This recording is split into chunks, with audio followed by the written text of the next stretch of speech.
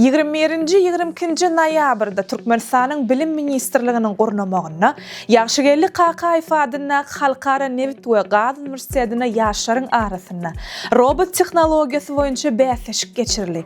Bäsleşige ýurdumyzyň ýokary okuw mekdepleriniň talipleri, orta mekdepleriň okuwçylary we 30 ýaşy çelli ýaşlaryň ýüzlerçesi gatnaşdylar. Bäsleşik gatnaşyjylaryň öz ýasan robotlary bilen 7 ugrda bäsleşmek arkaly geçdi. Bäsleşiň ýeňjileri Türkmenistanyň Bilim Ministrligi tarapyndan gymmat bahaly sowgatlar we hormat hatlary bilen sylalandy.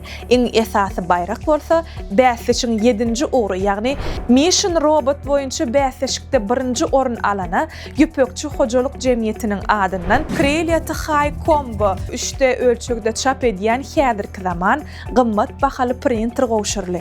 Şeýle bäsleşiklerdir çäreleriň ýygyderlik hem üstünlükli geçirilmegi, ýaşlara döwrewap tehnologiýalar bilen işlemek üçin täze mümkinçilikleriň bardygyny görkezýär we olaryň geljekki ösüşlerine uly itergi berýär.